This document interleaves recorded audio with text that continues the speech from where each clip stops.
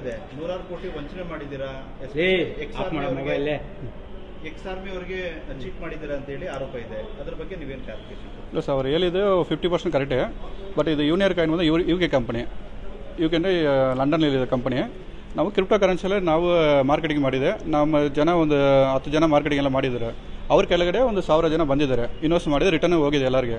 ಈಗ ಅದು ಕೇಸ್ ಹಾಕಿದ್ದಾರೆ. 2022 ಕೇಸ್ ಆಗಿದೆ. ನಾನು ಒಳಗಡೆ ಹೋಗಿ ಬಂದೆ, ಒಂದು 7 ಜನ ಒಳಗಡೆ ಹೋಗಿ ಬಂದಿದ್ದೆ, ಒಬ್ಬರು ಅಬ್ಸ್ಕಾನಿಂಗ್ ಇದ್ದಾರೆ. ಈಗ ನಮ್ಮದು ಪ್ರಾಪರ್ಟಿ ಎಲ್ಲ ಅಟ್ಯಾಚ್ ಮಾಡಿದ್ದಾರೆ. ಅದು ಏನಿದ್ರೆ ಕೋರ್ಟಲ್ಲಿ ನಾನು ಬ್ಯಾಲೆನ್ಸ್ ಅಮೌಂಟ್ ಕೊಡಲೇಬೇಕಾದೆ. ಈಗ ಬ್ಯಾಲೆನ್ಸ್ ಅವ್ರು ಹೇಳ್ತಾರೆ ಒಂದು 39 ಶೇರ್, 39 ಶೇರ್ ಇದೆ.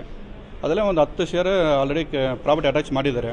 ಈಗ ಅಟ್ಯಾಚ್ ಬ್ಯಾಲೆನ್ಸ್ ಅಮೌಂಟ್ ನಾನು ಏನಿದ್ರೆ ನಾವು ಕೊಡಲೇಬೇಕಂತ ಹೇಳಿದ್ದಾರೆ ಎಲ್ಲರೂ. ಈಗ ನಮ್ಮದು ಪ್ರಾಪರ್ಟಿ ಬ್ಯಾಲೆನ್ಸ್ ಎಲ್ಲ ಅಟ್ಯಾಚ್ ಆಗಿದೆ, ನಾವು ಈಗ ಬಿಸ್ನೆಸ್ ಮಾಡಿ ಕೊಡಲೇಬೇಕಾದೆ.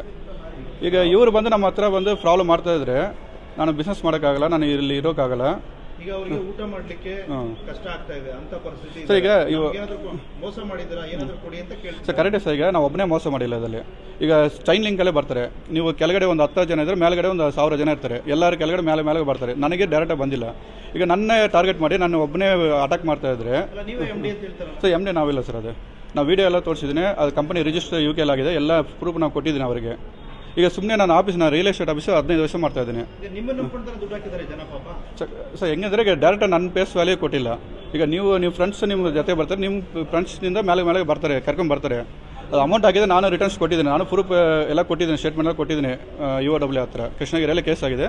ಇಲ್ಲಿ ಕರ್ನಾಟಕದಲ್ಲಿ ಬಂದು ಇದು ಸಂಬಂಧ ಏನಿಲ್ಲ. ಇಲ್ಲಿ ಬಂದು ನನ್ನ ಮನೆ ಇದೆ, ಇಲ್ಲಿ ಒಂದು ಪ್ರಾಬ್ಲಮ್ ಮಾಡ್ತಾ ಇದ್ದಾರೆ.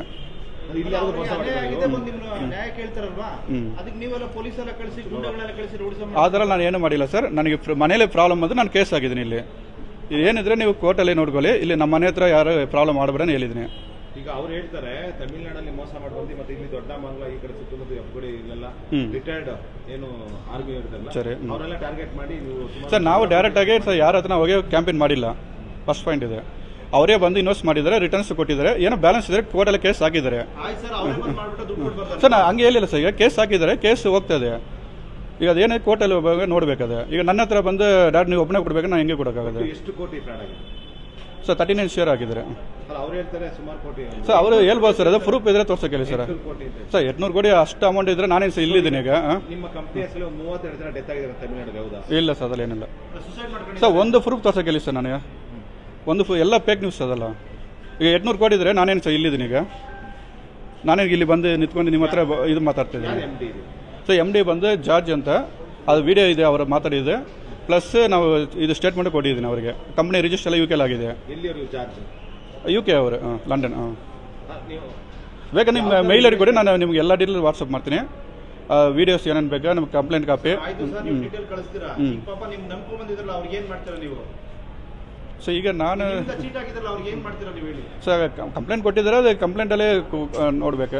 ಈಗ ದುಡ್ಡು ತಗೊಂಡಿರ್ತೀರಾ, ದುಡ್ಡು ಕೊಡ್ಬೇಕಲ್ವಾ ಅವರಿಗೆ? ಅವ್ರು ಏನ್ ಕೇಳ್ತಾ ಇರೋದ? ಈಗ ಅವ್ರಿಗೆ ಬೆನಿಫಿಟ್ ಪ್ರಾಫಿಟ್ ಆದ್ರೂ ಇಲ್ಲ ಅಂತಂದ್ರೆ ಅಟ್ಲೀಸ್ಟ್ ಅವ್ರಿಗೆ ಅಸ್ಲಾದ್ರೂ ಕೊಡ್ತಾರೆ. ಓಕೆ, ಈಗ ಏನಂದ್ರೆ ಈಗ ಆಲ್ರೆಡಿ ಪ್ರಾಪರ್ಟಿ ಅಟ್ಯಾಚ್ ಮಾಡಿದ್ರೆ ಸೇಲ್ ಮಾಡಿದ್ರೆ ನಾನು ಕೊಡೋಕ್ಕಾಗಲ್ಲ. ಇಲ್ಲ ಸರ್, ಈಗ ಹೆಂಗಂದ್ರೆ ಈಗ ನನ್ನ ಪ್ರಾಪರ್ಟಿ ಅಕೌಂಟ್ ಎಲ್ಲ ಫ್ರೀಸ್ ಮಾಡಿದ್ದಾರೆ. ಈಗ ರಿಲೀಸ್ ಮಾಡಿದ್ರೆ ಕೊಡೋಕ್ಕಾಗಲ್ಲ ನಾನು. ಸೊ ಅವ್ರು ಹೇಳ್ತಾರೆ ನಾನು ರಿಯಲ್ ಎಸ್ಟೇಟ್ ಮಾಡ್ತಾ ಇದ್ದೀನಿ, ನಾನು ಬೈಯಿಂಗ್ ಸೇಲ್ ಮಾಡ್ತಾ ಇದ್ದೀನಿ. ನಾನು ಕನ್ಸ್ಟ್ರಕ್ಷನ್ ಫೀಲ್ಡ್ 15 ವರ್ಷ ನಾನು ಇದು ರಿಜಿಸ್ಟರ್ ಮಾಡಿದ್ದೀನಿ. ನಾನು ಬಿಲ್ಡರ್ಸ್ ಅಂಡ್ ಡೆವಲಪ್ ಇಲ್ಲ ಸರ್. ನಾನು 2015 ನಾನು ಕಂಪನಿ ರಿಜಿಸ್ಟರ್ ಆಗಿದೆ. ನಾನು ಪ್ರೂಫ್ ತೋರಿಸ್ತೀನಿ. ಈ ಕಂಪನಿ ಬಂದಿದೆ 2021. ನಾನು 2015 ನಾನು ಕಂಪನಿ ರಿಜಿಸ್ಟರ್ ಮಾಡಿದ್ದೀನಿ, ಬಿಲ್ಡರ್ಸ್ ಅಂಡ್ ಡೆವಲಪರ್ಸ್. ಅಲ್ಲಿಂದ ನಾನು 15 ವರ್ಷ ಆಲ್ಮೋಸ್ಟ್ ಬಿಲ್ಡರ್ಸ್ ಮಾಡ್ತಾ ಇದ್ದೀನಿ.